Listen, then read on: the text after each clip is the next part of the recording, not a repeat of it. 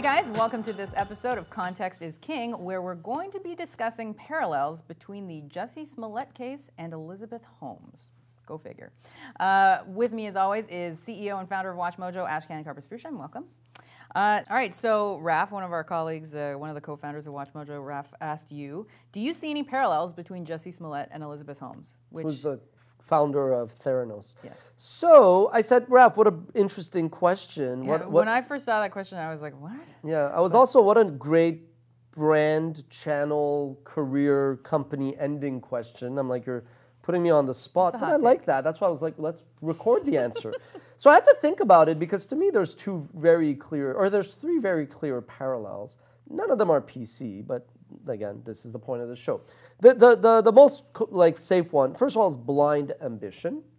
So the difference between ambition and blind ambition is as such. Ambition is like greater good, wanting to cure polio, world peace, hunger and all that. Blind ambition is more about what's in it for me, whether it's making money myself or winning prizes and things of that nature.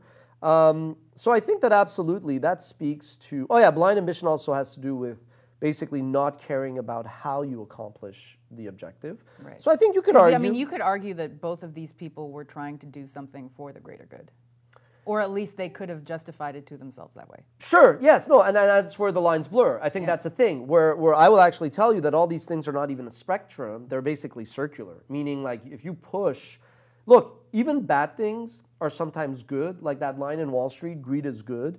Greed isn't good at face value, but greed does cut a lot of like the bullshit and like the wishy-washy idealistic to the point of naivete that actually harms society if you don't realize, well, you know what, like things need to operate at a profit.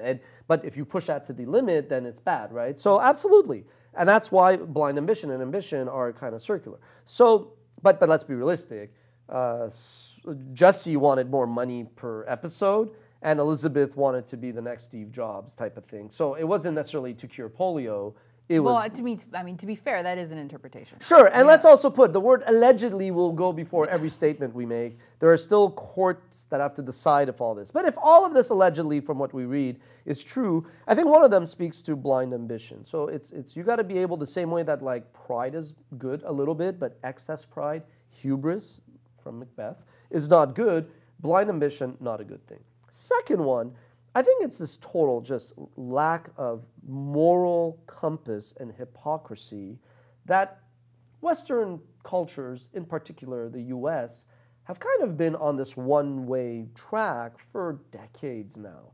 It's basically this like ignoring education, ignoring, just common decency, and all about me, where you have this extremes. And look, I'm a capitalist. I like to think I'm an ethical capitalist, where you see this like massive, wedge between the haves and the have-nots, the rich and the poor, the educated and the less educated, yada, yada. So I think two is just this, at what point do we as a society value things like, wealth and fame over like success and humility and things that actually help society. So if both Elizabeth and Jussie are like, ooh, I will be respected more and I will get more tangible benefits because I have more money, I make more salary, and that leads to other things, then I do think we as a society need to kind of look in the mirror and be like, what the hell are we incentivizing young people to do and chase? And the answer is very simple. For decades now, we've been putting the emphasis on the wrong things that matter. And that's just, they're like conduits of that. I don't think they're leading the charge, right? Right. Frankly. I wish I had internalized this article better, but it was about how this kind of me movement all started in the 80s with Reaganomics.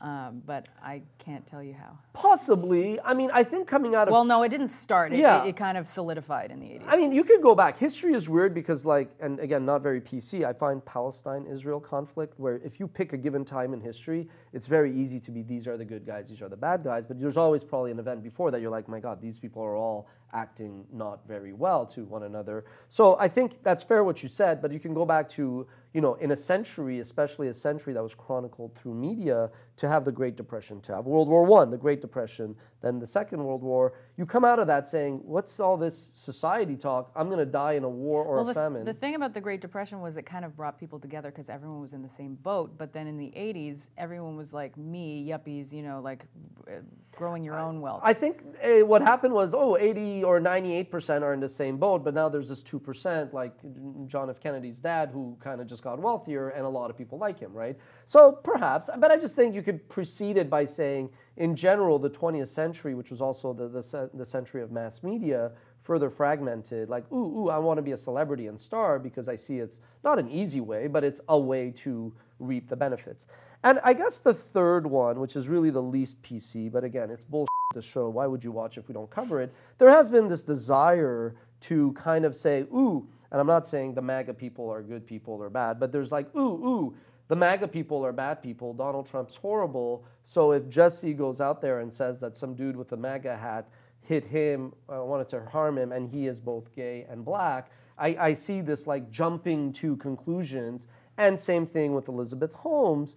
There were people who were thirsty and dying to have a woman entrepreneur, young, who was basically going to be the next Steve Jobs. And I think that did cloud a lot of people's judgments on both fronts, where all of a sudden you kind of throw a lot of caution and due process out, and you just kind of rush to kind of say, oh, these people are bad, or, ooh, we want more of this, and jump the gun. So I do see... Because they fit the narrative that they wanted to tell. It fit the narrative that they wanted, but it wasn't just a narrative in terms of stereotypes. And the problem is it actually set back. I don't want to be like... Of course it did. No, it did, but you can also, positives could come out of it because, again, I'm very optimistic, kumbaya boy, but I mean, the reality is, would Jussie doing that set back like the civil rights movement or the LGBTQ movement? No. I think thankfully, when we look ourselves, it's just how much in 5 years the LGBT movement has kind of changed what is accepted and what's not. We had a viewer, you could search it on Twitter, who was like, I don't basically like what Watch Mojo said, and we generally try to be respectful, but when we kind of read it, I could tell you that maybe because I'm 40, maybe because it's 2019, when I read it, I said, look, we meant no harm, but what we thought. Like, what did this person think? And that's like the target. That's not the target. That's the audience that's going to feel our words most. So we kind of said, look, we're not going to take this down, but we want to use this to kind of say, hey, you're right. So I don't think Jussie is going to set that back. It obviously doesn't help it. I think it might set it back with the people it needed to change. But those people are not going to change. They're not going to change their mind. But now they're going to dig in even more. Yes, but look, if you're extreme and just like an outright bigot, you're going to be a bigot anyway. So I'm just saying, like, the people that are actually salvageable, right?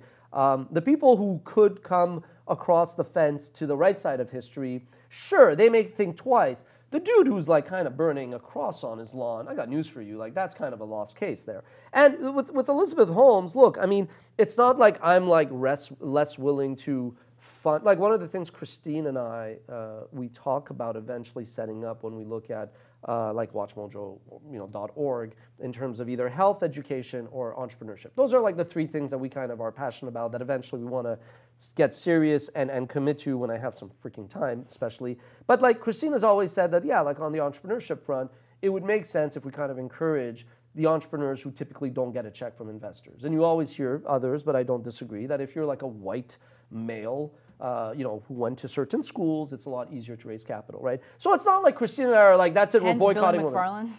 Yes, exactly. Fire Festival, yeah. So it's not like all of a sudden I'm going to be like, I'm boycotting women entrepreneurs. Now, I think the key there is more what it does in a positive, and that's what I meant by the positive. I think if you are like somebody who is considering joining a board or investing, you'll ask better questions, and then in the end, society improves. So there is absolutely some parallels from somewhat PC to not PC, but those are three I see. Do you see any others?